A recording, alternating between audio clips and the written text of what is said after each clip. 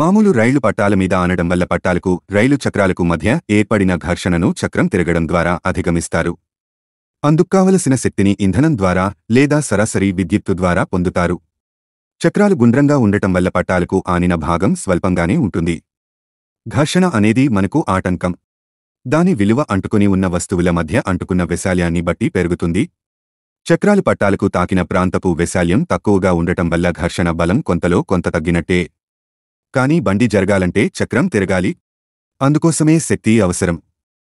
Magnetic రైళ్లలో రైలు బండి చక్రాల ఆధారంగా పట్టాల మీద నిలబడదు. రైలు పట్టాలకు రైలు బండి అడుగున ఉన్న చక్రాల స్థానే ఉన్న పట్టీలకు ఒకే ధ్రువత్వం ఉన్న అయస్కాంత తత్వాన్ని విద్యుచ్ఛక్తి ద్వారా ఏర్పరుస్తారు.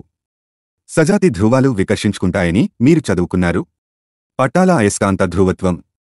రైలు అడుగున ఉన్న విద్యుదయస్కాంత పట్టీల అయస్కాంత తత్వం ఒకే విధంగా ఉండటం వల్ల ఏర్పడిన వికర్షణ రైలు మొత్తంగా పట్టాల నుంచి కొన్ని మిల్లీమీటర్ల మేరపైకి తీస్తుంది. దీన్నే అయస్కాంత ఉత్ప్లవనం అంటారు. ప్రత్యేక పద్ధతిలో పట్టాలకు పట్టీలకు మధ్య ఏర్పడిన వికర్షణ బలాన్ని మార్చడం ద్వారా రైలు ముందుకు వెళ్లేలా ఏర్పాటు ఉంటుంది. మామూలు రైలు పట్టాల్లాగా ఈ మాగ్నెటిక్ రైలు బండి పట్టాలు సాఫీగా అవిచ్ఛిన్న రేఖలాగా కాకుండా విచ్ఛిన్నంగా ఉండటం వల్ల ఇలా చలనం వెలువతుంది. హాయ్ ఫ్రెండ్స్, ఇలాంటి వీడియోస్ మరిన్ని ఫ్రీగా చూడడానికి ఛానల్ని సబ్స్క్రైబ్ చేసుకోండి. అలాగే పక్కన ఉన్న గంట సింబల్ని నొక్కి పెట్టుకోండి. ఏదైనా వీడియో అప్లోడ్ చేయగానే మీకు నోటిఫికేషన్ అనేది వస్తుంది.